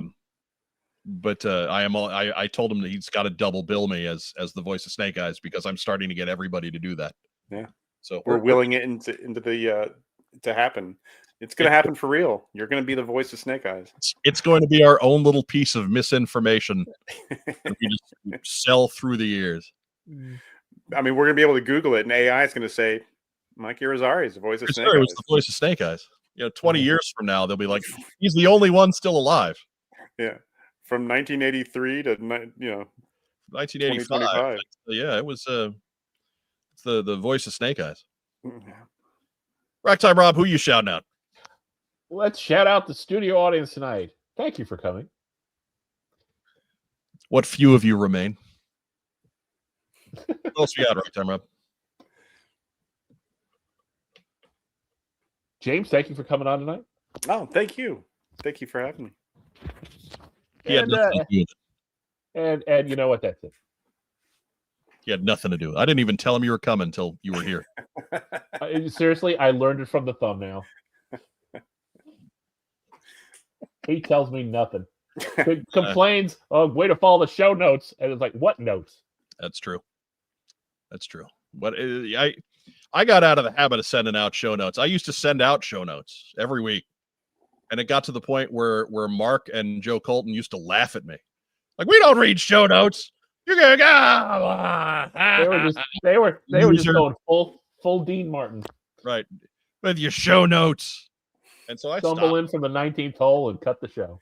There's people out there, they send entire scripts. They don't want you to deviate. I don't know why you'd want to watch something like that on a live stream, but whatever. I'm not here to tell other people how to do their job. But yeah, I stopped doing it. And I lose all track of, maybe some people are expecting that, but well, whatever. The strength of our show is our ability to fly by the seat of our pants and weave 2 hours out of absolutely nothing at all. By stringing together a series of tangents on fried potato wedges and other sundries. And man on pony romance. I would also like to point out that because of James's visit tonight, I now have the Cagney and Lacey theme stuck in my head. Oh, it's a good one. It's a good one. That's not a bad one to have. It is one of those jazzy 80 themes. That's a good one. I will reiterate Rob's shout out. Thank you so much to the folks who joined us live tonight. It's a lot of the same names week after week after week. But we appreciate you all the same. If you are catching us on replay, that's fine. Replay squad counts just the same. We love you just as much. As I said a few minutes ago, regardless of how you're catching us, make sure that you're doing all the cool YouTube stuff for us and helping us out as much as you can. We want to give a shout to our audio listeners, whether you get us on Spotify or Apple Podcasts. Really, we're available wherever you get your podcasts. Just be sure to what's on Joe Mind and make sure you leave us a nice review with whatever your player may be once I get episodes going again. Give a shout to our wonderful friends and sponsors at Kokomo Toys. Real quick, we'll sing the theme song. Kokomo Toys.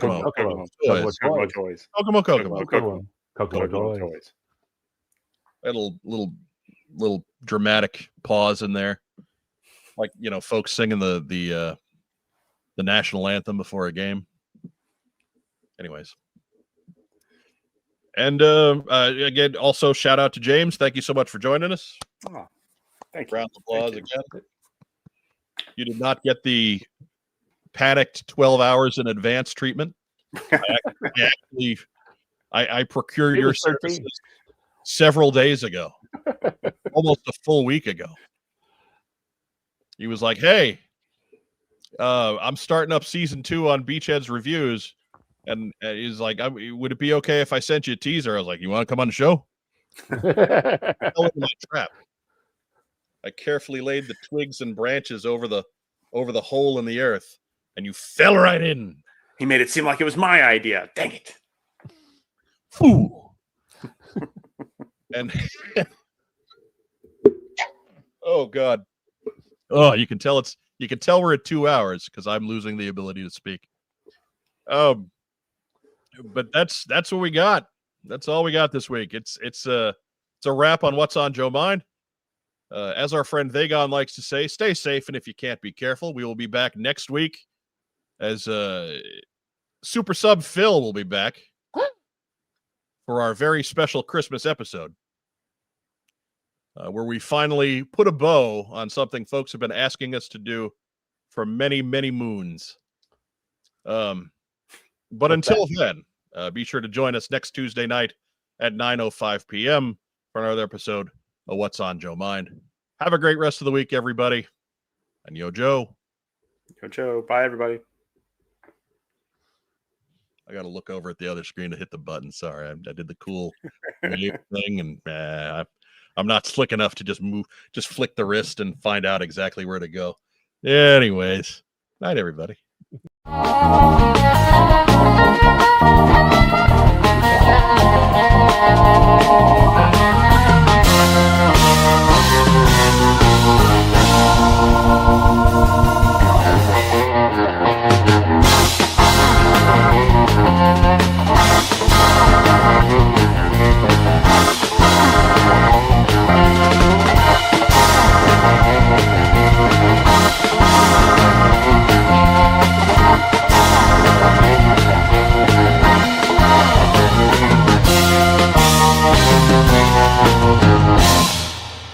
Meow.